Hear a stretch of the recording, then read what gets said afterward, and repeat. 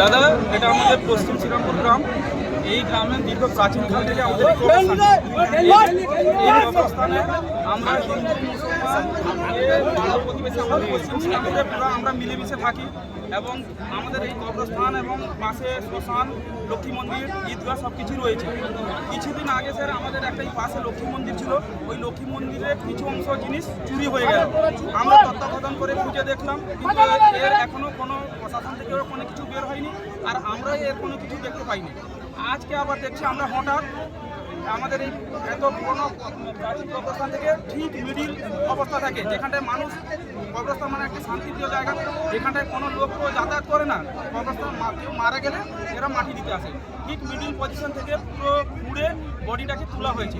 বডিটাকে তুলে ওর একটা বাঁশ দিয়ে ওটাকে ঘিরে, মানে ওই ব্যক্তিটা কী করেছে, এ নিয়ে যাওয়ার উদ্দেশ্য না, কিন্তু এটাকে রেখে দিয়ে পালানো আসছে, যাতে আমরা পরে জানতে পারবো।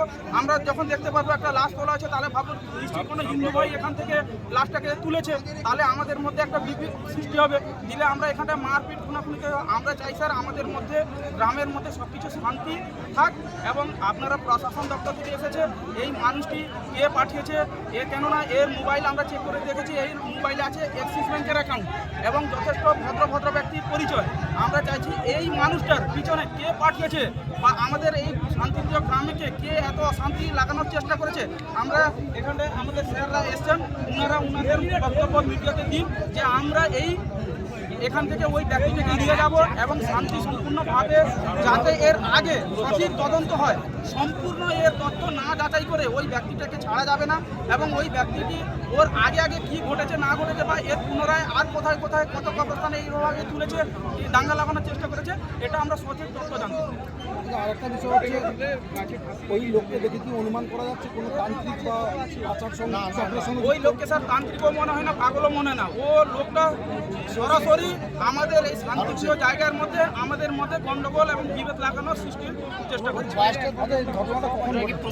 এর ঘটনাটা ঘটেছে স্যার এই 9:30 দিকে, স্যার 9:35-40 দিকে আমাকে ফোনটা গেলে যে গ্রাম থেকে যে এইরকম আমাদের কবরস্থানে একটি মৃতদেহকে তুলেছে, যার মধ্যে একটু মাংস নেই, পুরো হাড়গুলো রয়েছে। তখন আমি একটু বাইরে ছিলাম, ওখান থেকে 15 মিনিট আমার আসতে টাইম লেগে গেছে। আন্তরাজ্য কঙ্কাল পাচার চক্র, আন্তরাজ্য কঙ্কাল পাচার চক্রের সঙ্গে যুক্ত বলে কি মনে করছেন? এরা স্যার আমরা যা দেখছি এখন তো এই আমরা দেশে তো দেখছেন হিন্দু মুসলিম দিয়ে বিজেপি কীভাবে সন্ত্রাস তৈরি করার চেষ্টা করছে।